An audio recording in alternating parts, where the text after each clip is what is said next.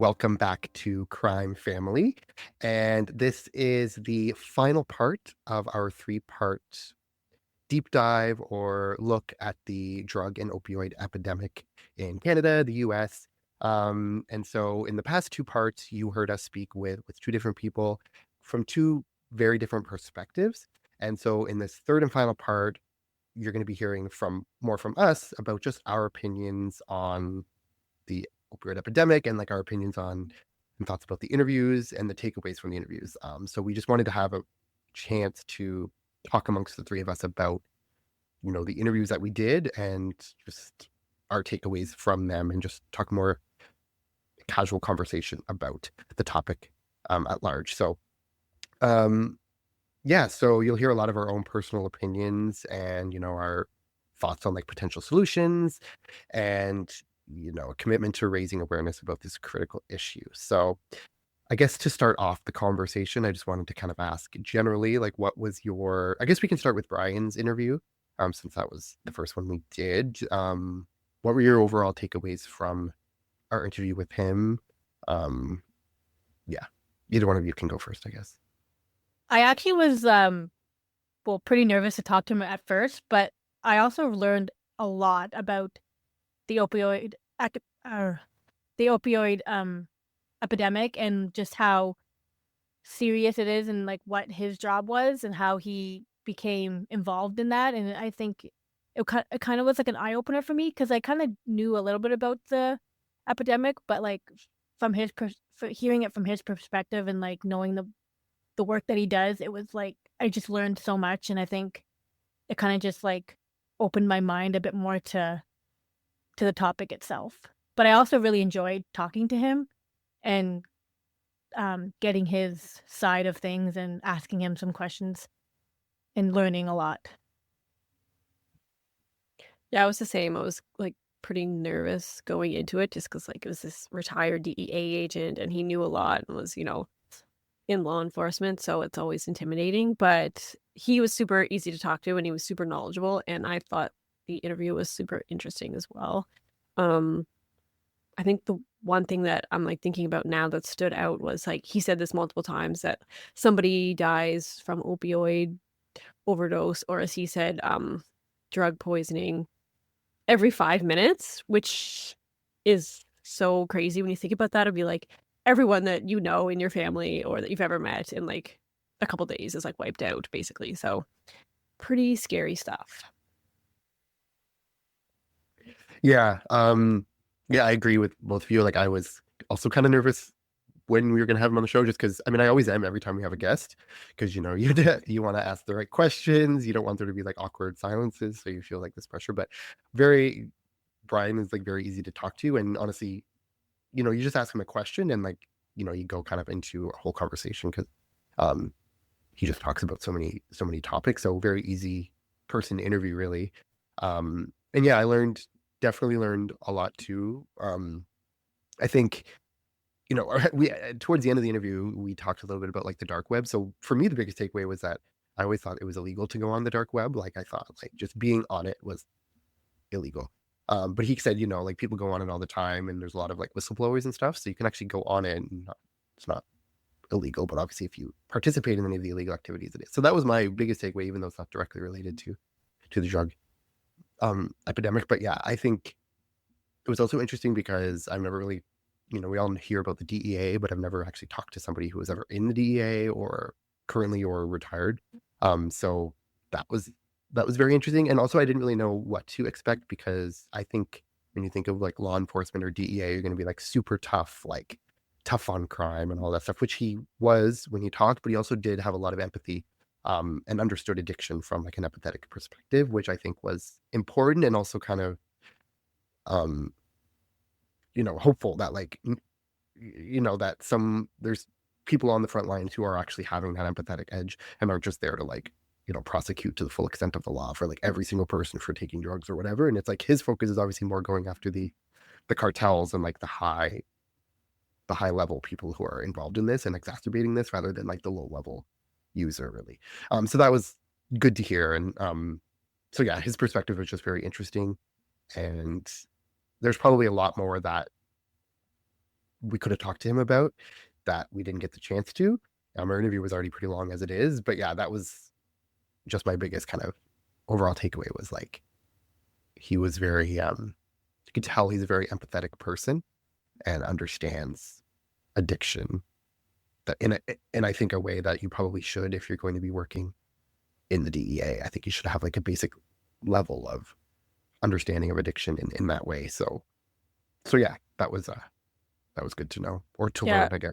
I think of sometimes when you think of like DEA or the law enforcement, it's very much just like, let's just get everybody arrested and like stop the supply of drugs. But yeah, he was very much like, you need to get to the core of the issue and deal with the mental health issues that kind of start a lot of people's addiction. So I think it was good that he kind of talked about that as well. And it wasn't just like, let's just put everybody in jail because that's not going to help anything.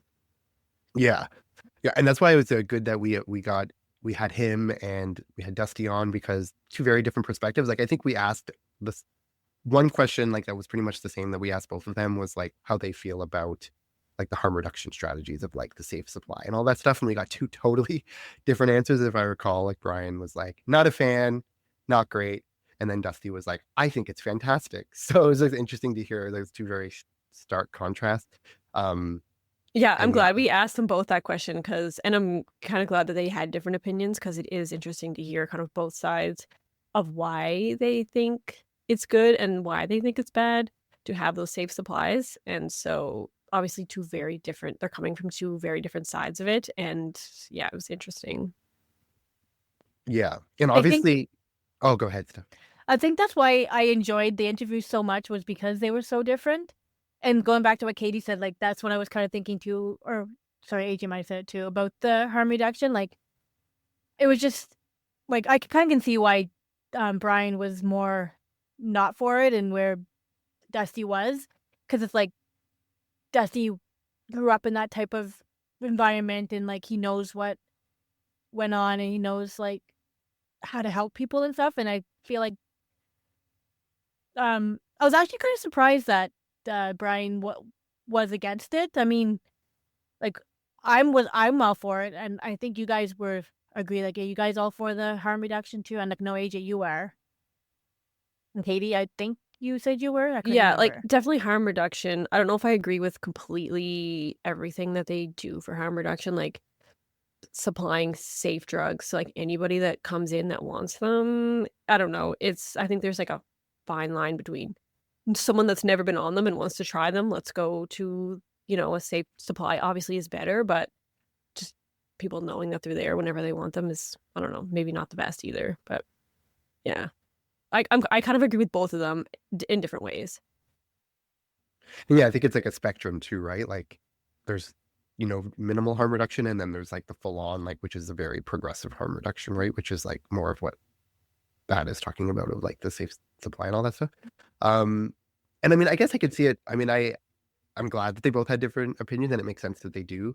But also you could think of someone who like Dusty who's had experience in his family who might be more strict about drugs and be like, no, we can't like allow because he's seen what it can do to people having lived through it himself. So he might and there probably are like obviously Dusty and also Brian, they're not going to be representative of everyone. Like Brian's perspective isn't going to be everyone in the DEA. Obviously, there's probably people in the DEA who are far more stricter than Brian is or less strict, whatever.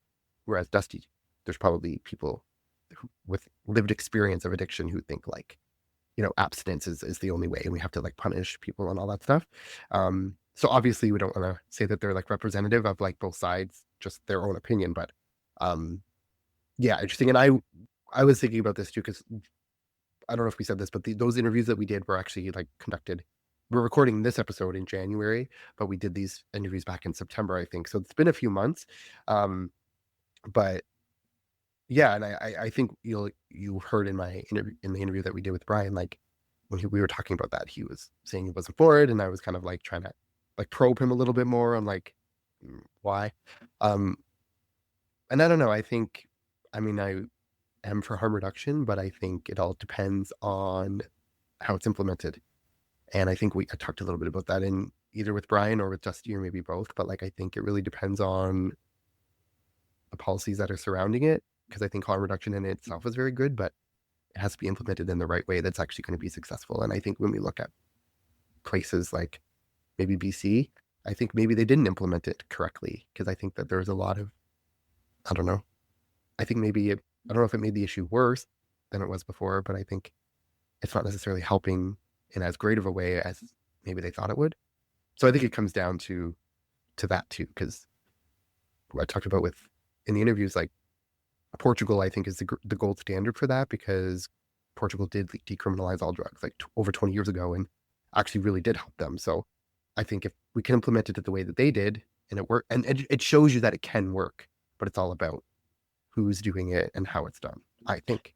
Also, I think you kind of need a variety of different like solutions because everybody is different and what works for somebody is not going to work for somebody else. Like remember Dusty was saying you have to want to recover, which of course is true, but some people will never take that step unless they are really like forced to kind of thing. And so maybe that kind of thing works for some people where it wouldn't work for somebody else. And the safe drug supply will work for some people that, just they're going to do the drugs, so they just kind of need those extra chances to survive doing the drugs to get help, whereas other people, they might need that like jail kind of environment that Dusty was talking about to maybe force themselves to recover. So I think it depends on the person, and yeah, it depends on the policies, depends on how they're implemented. Of course, I'm not an expert on any of that, but everybody's different, and I think it's important to have a variety of those kind of policies and programs available. For sure. Yeah, I think part of the problem too is that people kind of see it as one or the other, when it's like you could really have both, but it has to have the option there, because it's like not going to be one size fits all. Like obviously, if like rehabs are the only thing, and like the standard 30-day treatment programs that we all hear about in movies or whatever, like if that's the only option, it's not going to work for everyone, so it's going to be a colossal failure. And then harm reduction, maybe there are people who want to go into treatment, so you can't have just that option that doesn't really focus on treatment. It's more of like reducing the harm or whatever, right? So you have to have both things and provide both options for people, I think. But I know, Katie, we talked about with, I think it was Brian, like we um like there is like I think such a thing as like drug courts, where like you can have like mandated treatment for people um to avoid jail. So I think it's not like it's kind of an either or thing. Like you can either go to jail or you can go to treatment. So I guess that is a type of forced treatment, and I don't really know how effective that is. But again, everyone's different, right? So I guess if it works for someone, I think that's all that matters, and it can work for someone, but it's just not going to work for everyone. So Yeah. you really shouldn't be forcing people into one Yeah, model. and I think even things like it's a voluntary sign in where you're agreeing that you're going to be forced into something sort of thing. Like, yes, I'm signing up for like a 90-day program where I will not be allowed out. I'm not allowed to interact with certain kind of people, and I'm like volunteering for this in advance so that when I am locked up, sort of, and I am confined, it was like I kind of agreed to that already. And so I can be mad about it, but I did it to myself, so it's kind of more accepting. I don't know if that's like a thing that people do or if that's a thing, but I mean, I feel like that could help some people. It's their decision, but now that they're in, they're not allowed out kind of thing. um, that could be helpful.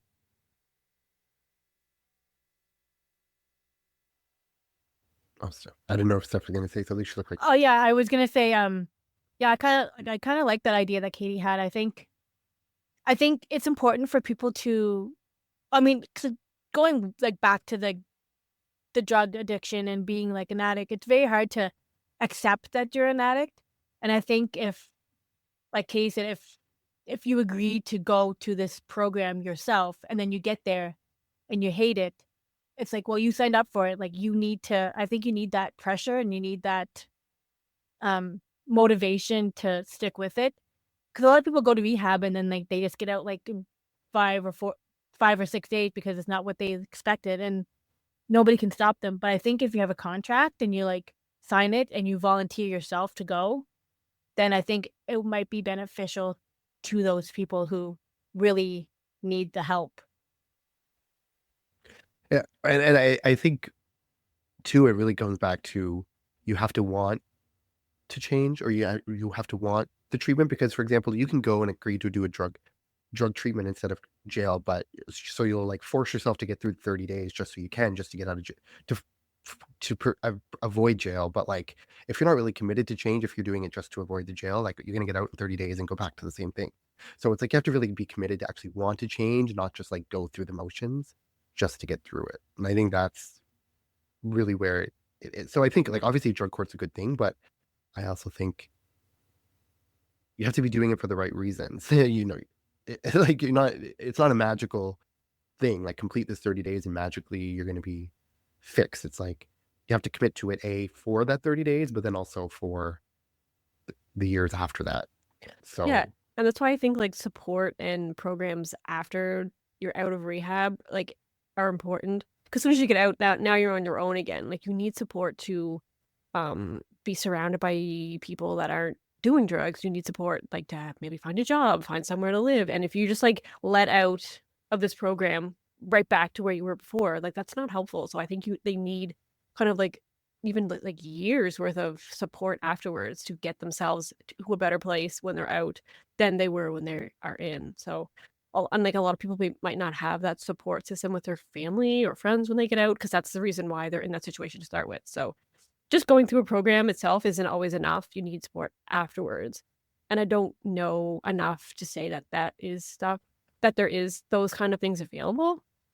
I feel like probably not as much as there should be.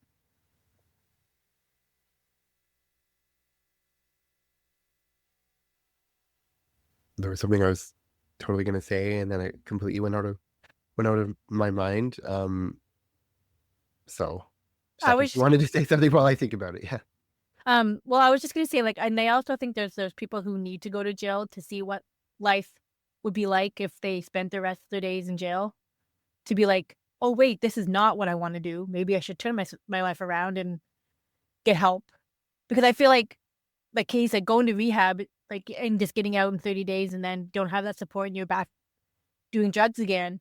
I think having the harsh life that jail is might be a wake-up call for a lot of people.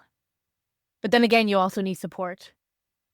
And I don't know if you probably won't get that when you're in jail either, but I think sometimes people do need that tough love type thing. I think you need, like, a second chance, and I think that's where some of these safe drug supplies come in, and we talked about, like, the, um, Narcan or naloxone or if that's what it was, people need that chance again, so reviving them over and over and over and over and over again, like, isn't a waste. It's something that's gonna help them get another chance, so that stuff I think is super important.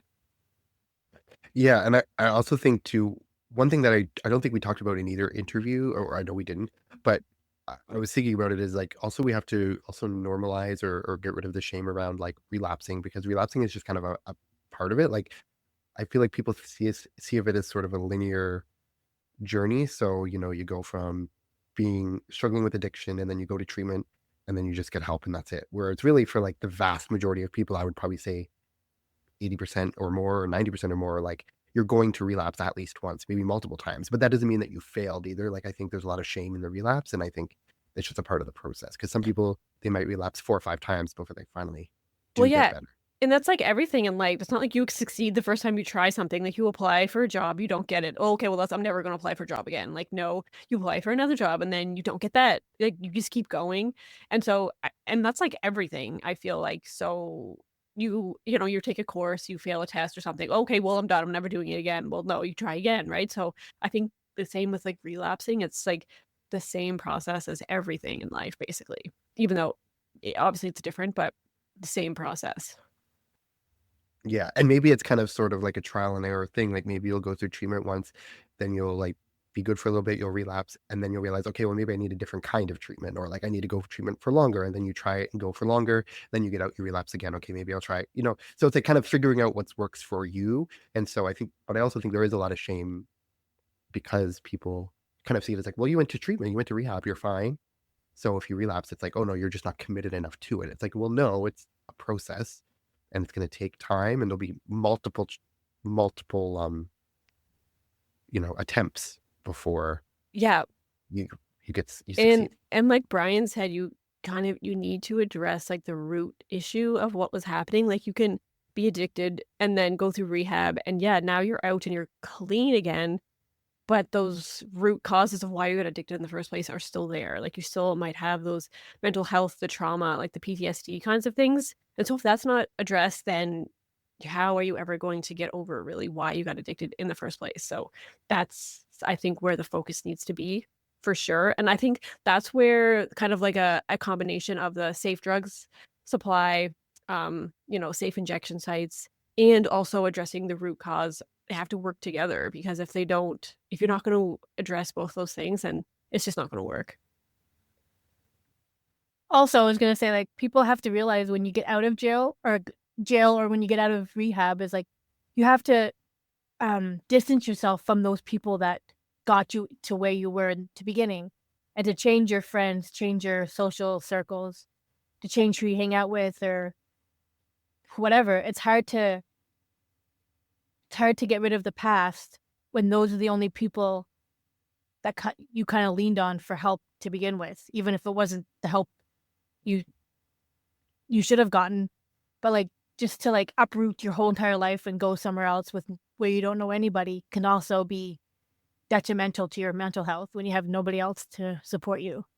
So people have to realize it's really hard for those people to find new friends, find a different social network, and just get away from those people, because when you get out of jail, where are you gonna go? The only place you know is like your friend's house, because that's the person who picked you up from the jail. I don't know. Do you know what I mean? Like Well, it's true. it's really Yeah. hard. People don't have the means just to like move their entire life somewhere else, right? Like, especially if they have a family, if they have kids or something, they're not just going to move to like a different country, a different city and start over, because they can't do that. They don't want to separate from their family. So I think that's the thing we have to realize too, is that sometimes you can't get out of that situation as easily Mm. as some people might think.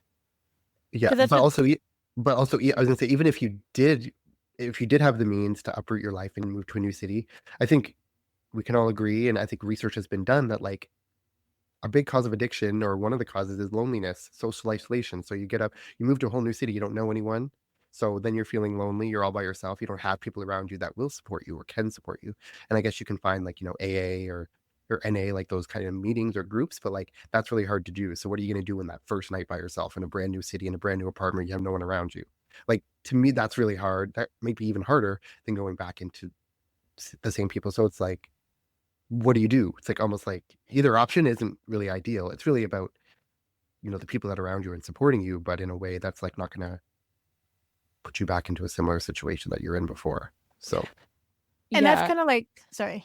Go ahead. And that's kind of like where Dusty kind of like mentioned, like it was his mother that was addicted. So like for him to get away from that, he had to get away from his whole entire family. But then he has to leave behind his brother and his sister. And it's like, how do you just leave them there with their mother? And then like where you have the father who doesn't want anything to do with the mother. It's just like I can see why he had such a hard time. Like all the decisions he had to make at such a young age. I couldn't imagine like he always probably thought he was never making the right decision, because the right decision still left somebody behind, or still wasn't supporting the family that he lived with. Do you know what I mean? So like it's so hard for those people to like try to get out of that situation when there's other family members and younger siblings involved. yeah.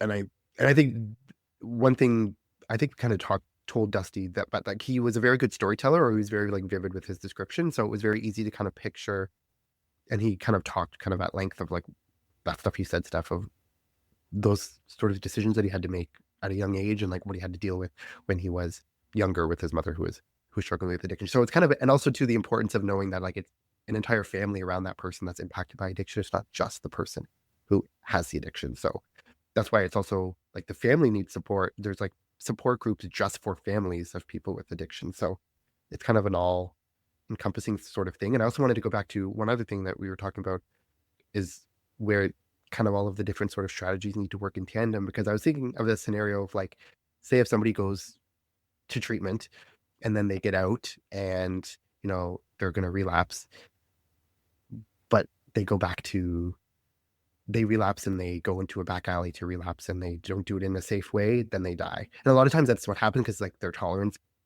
goes back to like almost nothing. Because if they have gone a couple of months without it, they don't have that tolerance that they built up. So they go and take like the same amount that they would have like a few months ago, but their body can't handle it at that high level anymore. So then they overdose at that time. So it's like, in a way, it's like that's where the safe supply could be a benefit for someone who's going to relapse, and they can do it in a safe way, so they're not going to die. It's like they're going to relapse anyway, so they're either going to do it safely or they're going to do it in a scenario that's very high risk for death. So I think Yeah. that's one scenario where that could be helpful. Yeah, I agree, because then if that safe supply wasn't there, then they overdose, then they're not going to have a chance ever to, recover again from that. Like that's it for them. So that's where I think those programs work in tandem, where someone that is going to do it but just needs like a few chances before they can get help again or recover. So yeah. And I was also thinking like sometimes people like are like nobody's born an addict, but like let's say you go to the drugstore because you have back problems, and what are they going to subscribe you? They're going to prescribe you a painkiller, and then you become addicted to painkillers. It's like, I think a lot of the root problems of some people starts with the pharmacies. Please don't discontinue our... Well, doctors, yeah, they give you prescription. That's where this whole epidemic kind of started, was from overprescribing legal opioids. Like I remember like Dusty and Brian kind of talked about that. So that's kind of where the whole thing started, was the big pharma pushing these legal, quote unquote, non-addictive opioids on everybody. Like even like when I think Katie had probably the same thing what happened to her when she was pregnant, when she went into the hospital. Like they were going to prescribe me like Oxycontin for my like C-section that I had to go through, but obviously I said no. I got some other like Tylenol 3 or whatever it was. So I was like, I'm not taking that. Like the pain, yes, the pain's awful, but I will deal with the pain and then take this drug that I don't need.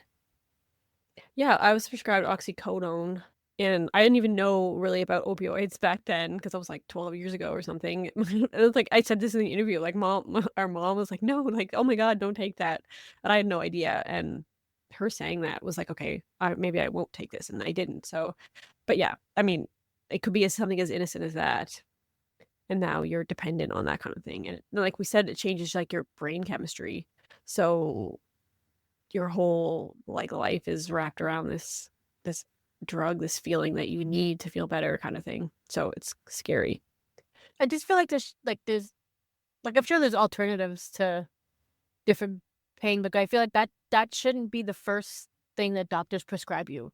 I feel like they should just like prescribe you something less addictive, but I guess any pain medication can be addictive. I don't think it's just that type of...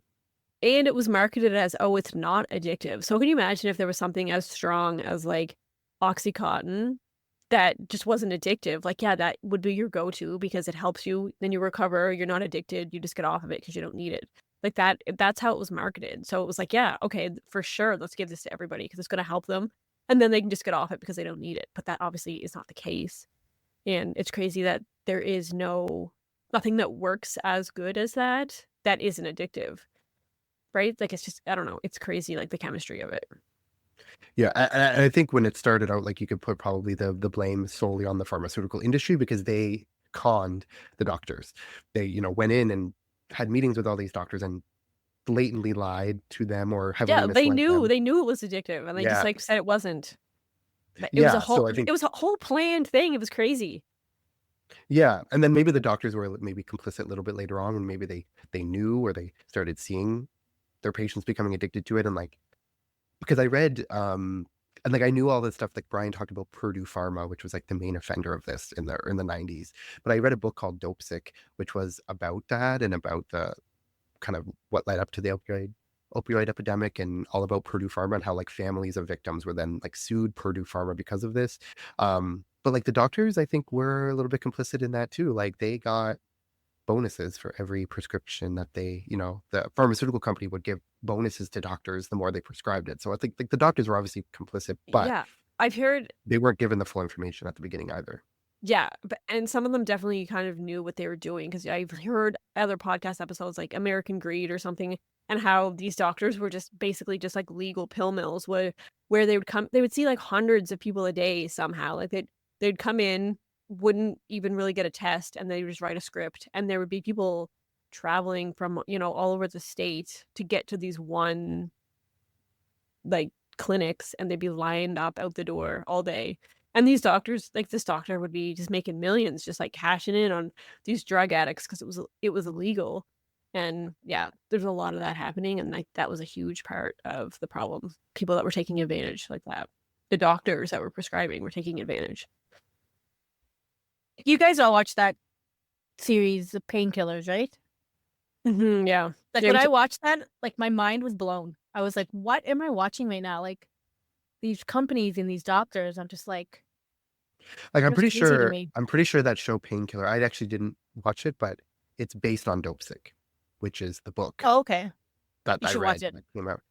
Anybody who's listening to this should watch it. Yeah, we talked about this with like a time we mentioned it with Brian, and like I said, I did watch it and I looked up a lot of the stuff that they talked about, and it is like factual. It's like they're not making a lot of this up. It's true, like what happened and what they did. So it's really crazy. Yeah, and the book was infuriating too because it was talking about like because it would go into like different chapters would be like the different families or like the different victims and in these like small towns like so, and some people for the first time would try this drug or whatever or like and it was horrible. Yeah, So that was part so of this documentary. It was like one case that they had, or not this documentary, but this show based on, Purdue. And it was he got a back injury, and he was prescribed Oxycontin, and he just needed more and more and more and became addicted, and that's how his life was ruined. Like he had a family, he had his own business, he worked hard, and that's just what happened to him and where he went because of this. So yeah. yeah, so I guess that's definitely everyone add that to your watch list if you haven't. I'll add it to my own because I didn't see it, but it's I feel like there is also like an actual documentary based on Dopesick, but Painkiller is like fictional, right? Like it's actors, right? It's like Yeah. fictionalized, but it's very accurate. Yeah, who's the like, main guy? The Purdue guy. He's what's his name again? oh, Let me look it I up. can't I can't me think of his too. name. But there's also how to fix a drug scandal is also a good Oh documentary yes, to watch. that is a documentary on Yeah. Netflix. That was a very good Netflix, one yeah. too. Also, I think it's called The Pharmacist, which is I watched that too. yeah, that's like a real guy whose son died from a drug overdose, and that goes into one of these like pill mills where the legal doctor was just like prescribing these pills to anybody that walked through the door. There are a lot of documentaries out there on drugs. So if you're interested in this topic, there's plenty to watch. Yeah, I was actually looking it up, and maybe I was okay. So, Dopesick. There's actually a series, Dopesick, which is like a fictionalized mini series based on the book Dopesick. So I guess that wasn't the one you were talking about. But Painkillers is the same topic, so it's probably very, very similar anyway. But I don't. Yeah, Matthew Broderick. He played Richard Oh, Sackler, who's like the Oh, Purdue family, right? So yeah, he's super good at it. He's so good. It's so infuriating. Like right? It's so frustrating. Like his character, how much you hate him. Like that's how good of an actor he is, because he's just like, oh, you're just like fuck this guy. Like, ugh, he's so annoying. yeah, because the Sackler family. I think Brian talked about the Sackler family. Yeah. Like, yeah, that's from Purdue. Yeah. And also too, it's like really hard because it's a pharmaceutical company that Brian said makes billions of dollars a year from one drug. So if they have to pay a settlement of whatever it was, 600 million, it's like pocket change to them. They don't care. They'll pay whatever it is to just get people to stop talking or whatever. Not that would make them stop talking if they get the settlement, but maybe they have to sign something. But But yeah, just not imagine really- you're a victim or something happened to a family member, and like this huge company is offering you like a couple $1 million just to like shut your mouth. It'd be like tempting, right? It'd be like, yeah, I could use that money for sure, right? So why wouldn't you take that just to like just let it be kind of thing? That's the power they have. It's crazy. Yeah, and they know they have that power too, so they don't really care about, Yeah. Imagine, like, if you were right now offered $5 million to just, like, stop talking about Purdue, it would be like, yeah, okay. Right? Like, well, it'd be hard to say no to that. Yeah. Yeah. And you can't really fault someone for taking that, like, either way. I mean, like, No, no, I'd take people, it. I mean, Yeah, pass it over. yes. Shut down Yeah, the people gotta do podcast. what they gotta yeah. People gotta do what they gotta do, right? Like, and also too, like, if maybe this person who did die that they're, like, fighting because that person was a victim, like, maybe that person went to rehab multiple times and maybe they're in debt all this money because they had to pay for rehab, so they have to pay all these expenses, so maybe the 5 million would help them do that, right? So, like, you can't really blame someone for doing that. It's really, like, all the fault is of the But it is frustrating pharmaceutical. at the same time because these people are just handing out money like it's candy. Yeah. Just like they handed out the pills. Yeah, Yeah, it's like That got candy. them into the past. Yep. Mhm. Yeah. So it's crazy. But also was gonna talk about, because we did talk about with I guess both Brian and Dusty, was like obviously where the government comes in, and like obviously they have to step up, and it all really depends on the government, because the government are the people that are going to fund certain programs or give funding for mental health or for addiction services and stuff like that. So it's like if you have the right government in there who's willing to do that, but then if you don't, it's like then they don't have the Just like resources, and America, so because you don't have a government that gives a shit about anything. So yeah, exactly. And I was just going to say that, like, we're entering, there's going to be a new administration. That's for another episode. We can talk about that if we want, but so yeah, I don't think. I mean, I think in Trump's first term, I will say that he did have someone who was like overseeing the opioid crisis or whatever, and he says he cares, but who knows? But also, I think, like, we're in Canada and we're probably going to have a federal election this year, and it's probably going to be a conservative government that wins. So we're going to be kind of in a similar boat of like having some. He's probably not as bad as Trump, but like someone, just a conservative government who's going to be very um conservative, but like very focused on punishment. So it's not going to. It's. I mean, I don't really see any harm reduction services being given any type of funding under the conservative government, because obviously, and you can have your own opinions about the Liberal government and maybe how they handled the opioid epidemic and maybe some of their like super progressive policies, like the decriminalization in BC that people complain about and say that it was a mess. Maybe there's an argument for that, but at least they're trying. I don't know. The conservative government's going to be all about like defunding any type of harm reduction services. It's going to be like you go into rehab or you go to jail, whatever. So that's kind of what's on the horizon in Canada. So I don't see the next at least 4 years being very good for any type of progression in that. I mean, maybe they'll surprise us, but I feel like the conservative government isn't one that's going to wrap their arms around people who are struggling with addiction. It's going to be like, no, you got to go Yeah. to jail. And I feel like this was kind of one of the points that Brian made was they need kind of it to be in the media more for people to have empathy about it, to show that it's not just, some loser down the street that wants to do drugs because he's lazy. It's like actual people. It's like real people in your family that didn't mean for this to happen, but it did happen. People that are struggling mentally, like those are the people that are affected. And it's probably people you don't even know about that are struggling. So I think it does need to kind of blow up in the media that this is happening, why it's happening, who it's affecting, and how people can help. And to not just like forget about it, like at a sight, at a mind kind of thing. It's like it needs to be a real thing that everybody is concerned about. Um, and like it's crazy that like why people don't care. Like these are humans, right? Like Brian was saying, if it was like dolphins that were washing up on the beach every day, people would be like, oh my God, like this is a huge thing. Like we need to help. But people are like, literally people are dying every day. And people are like not caring. So it's just like a huge stigma and people don't care. It's crazy. Yeah. And yeah, and I think like even since September when we had the interviews, like I was always very like Steph said, and I've said I'm like pro harm reduction, obviously, but then like you see how maybe it is implemented in places like BC, and it's like, well, what has it really helped, or has it made it worse, or whatever? So you have a lot. I think there's a lot of people probably in Vancouver who are unhappy with the kind of progressive policies of the Liberal government for funding harm reduction or safe injection sites or whatever, which I do believe in.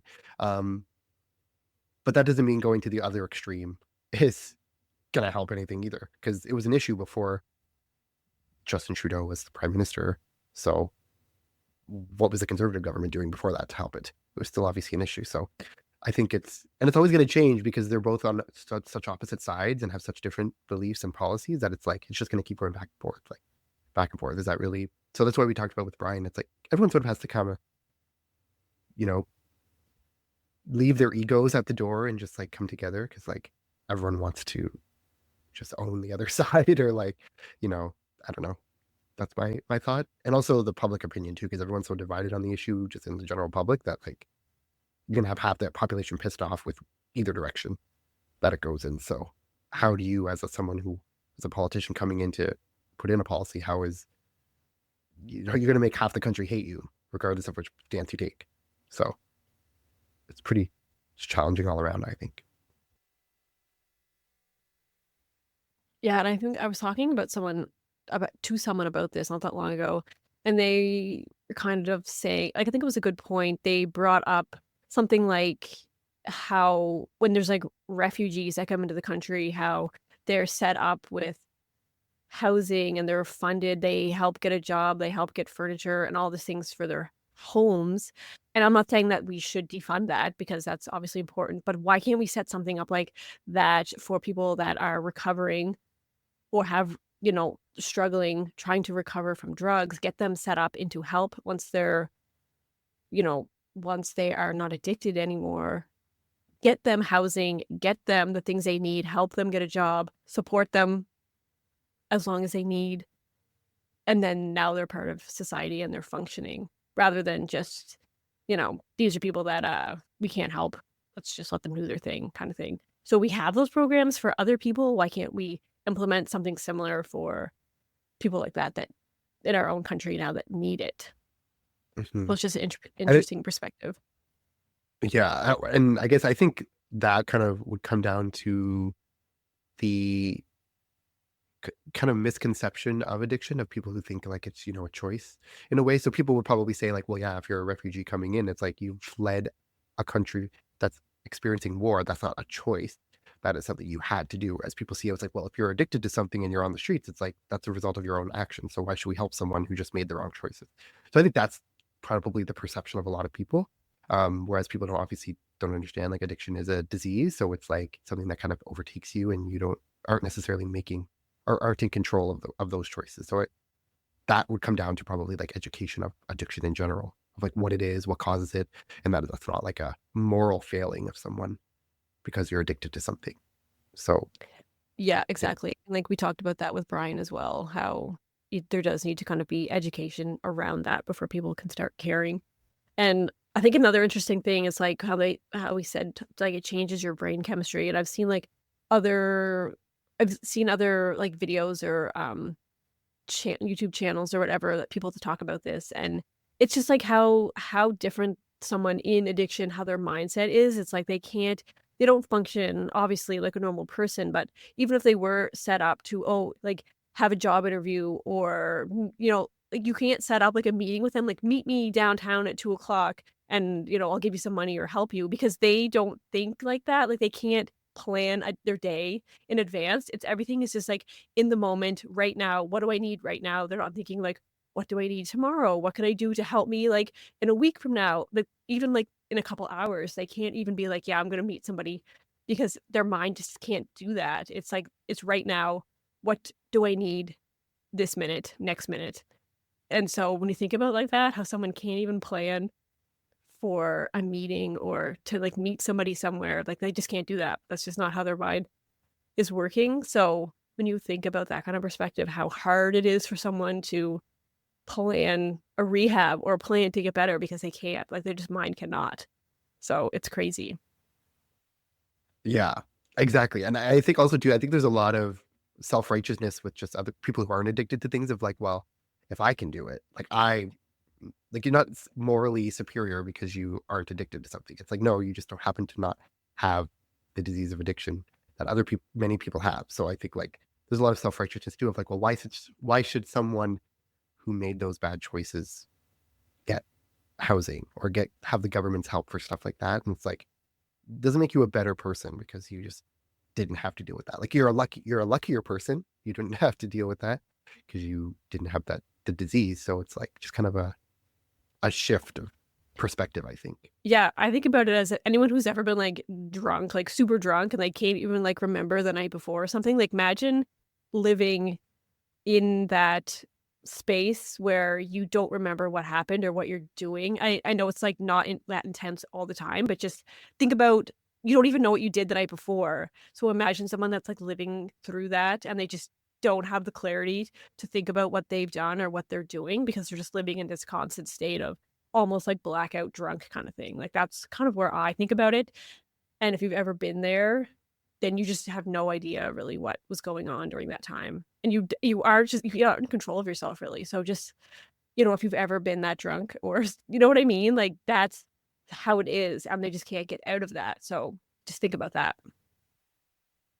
And also, I've just kind of a good perspective or way to think about it is like, obviously, when you look at the root cause of addiction for a lot of people, it's like trauma and you're growing up, whatever type of trauma that is, or whatever it was, but trauma of some sort. And like people just get so, and a lot of people who have like concurrent disorders, right? So not just addiction, but they'll have like addiction and depression, or addiction and anxiety, or addiction and another type of mental health disorder. And so a lot of people, it's like the only way, like just think of like your day to day, how you normally feel when you're like feeling good. Like that's just your baseline. For someone who has that type of trauma and is so mentally, you know, overwhelmed, it's like their baseline, like they need to take the drug to get to that feeling of normal, to be their baseline. Like they wake up so miserable and so horrible every single day that the only way that they can feel that normal baseline is to get that drug. So it's like they're not taking it to like get above a baseline or to get high most of the time. It's like they're doing it to feel normal. That anyone who's not addicted just has the privilege of just waking up and feeling that normal every day without having to take something. So that's a perspective to think about it too. It's like, imagine if you were just so like had so much trauma or so much mental anguish that like the only way you could feel that normal was to take something. And I think if you were probably in that situation, you would probably take something too. So Yeah, basically think don't about when be, you're sick or like you have a headache, like a really bad headache or a migraine, you're gonna take Tylenol to help you feel better. Like just imagine and you take that and now you feel like you normally do. That's like exactly what you're talking about. It's like just taking something to feel the way you normally do to feel normal. And people that have a headache or they're feeling like shit or they have a cough, they're gonna take something usually to help them feel like they normally do. And this is just the same thing except to like an extreme. yeah. And it just so happens the thing they're taking is like highly addictive and makes them, like, someone who's high on like meth or heroin or something like it. If you take a Tylenol, it's not going to make you like hallucinate or like act visibly like different, right? Um, so yeah, it's just, I think just overall, I think comes down to what we talked about with Brian, education, which is going to be a really hard thing to do because there's a lot of people who have a lot of different opinions. So it's going to be hard to like kind of get everyone to get to that place of understanding where it's like you can actually make progress, because any step forward is kind of ridiculed by the people who don't agree with that. And then any step back is like, well, I see a step forward of like harm reduction or like more acceptance or whatever. Yeah, People are going that's to why criticize that, but like we talked about with Brian, it should be part of like the school program where they learn about this in school. So then even like you come out of school, graduated, you already have this in your mind and you're already aware of it. It's not like you're an adult and it's just a new thing that's being pushed on you. It's like you grew up knowing kind of about this and the issues with it so that you can go forward and do something about it when you're, young and just getting out there kind of thing. Like it needs to be a thing that people just know about and not something that is like, oh my God, this is crazy when you're already in your 30s and 40s, which is I think what is like happening. Um, yeah. So I think it should be a part of schools to educate people on this for sure. yeah, for sure. Um, so yeah, that's I don't know if either of you had kind of like any other sort of thoughts or opinions, but yeah, we could probably talk about this for many more hours too, because it is such a big topic, and who knows, maybe we'll have Brian on again in the future. Who knows, to talk more about it, because like I'm sure there's, like he said, he does 4-hour presentations with people, and we talked to him for what, an hour and a half, so that was only not even half of what he would normally be able to talk about. So yeah, just really interesting overall. I'm glad we had them on the show. I want to thank them. If they're listening to this, thank you for being on the show. Yeah, and I think it was super interesting to talk to Dusty as well, just because he lived through that with, his mother being addicted, and he was able to come out onto the other side and, you know, shed some light on it, and he's doing like a positive thing and shedding awareness on it. So I think that's super inspiring for him to be able to be where he is now after what he went through. So that was super interesting to talk to him. I'm really glad that he was able to come on the show. Yeah, I Yeah. liked having both perspectives from Brian and from Dusty, and I think that's kind of what, like, what I'm trying to say. That it was really interesting to me to have those both perspectives, and I think it was good to hear both sides. So I really enjoyed both of them, and I hope that we could have them on again. And like Dusty, like AJ was saying earlier, Dusty is a really good storyteller. So like, I hope he like comes out with like an audiobook or something like that on his experience. Yeah, I he think says he he'd be- writes about it. So yeah, if he ever wrote a book, I would definitely be on that. I'd read it for sure. Yeah, and he has a good podcast voice or like radio voice. Like I could Yeah, he listen really to him. does. Hmm. Yeah, so maybe he could try voice acting or something, or like reading Hmm. audiobooks or something, because it's just a very podcastable voice or Very radio voice. soothing. And So he was like, yeah, like he was very yeah, descriptive, like we said. Like when he was talking and describing, he went into a lot of detail. I could picture exactly what he was talking about and where he was. Like when he was talking about how there was blankets up on the windows and stuff like that. Like you could just picture exactly what he was picturing in his mind too. So it was super interesting. yeah. So we're very very thankful for the Brian and Dusty's contributions to the episodes, and it was great to chat with them.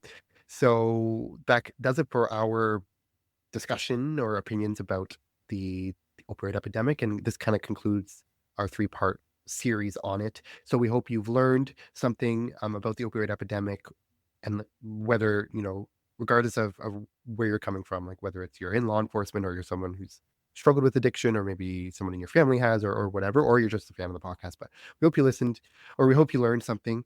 And yeah, we're very very happy that we had Brian and Dusty and had the opportunity to talk to them. And so thank you so much for listening to the first 3 episodes of the show. We're very excited to be back with a brand new season, and we are going to be back next week with not a case or not something about the opioid epidemic, but it'll be a different case or a different discussion. But thank you so much. You can see the links in the show notes we'll put it here too, like to Brian's nonprofit that he runs, and we'll put links to that, and also put links to all of our socials on Facebook and Instagram and all that stuff. So if you or someone you know is struggling with substance use or addiction, just know that help is available. So if you're in Canada, you can contact the Canadian Centre on Substance Use and Addiction at 1-833-235-4048 for confidential support and resources. And the link, or we'll put that again in the show notes there. And then you can also visit the Center for Addiction and Mental Health, CAMH, website at camh.ca for information and assistance.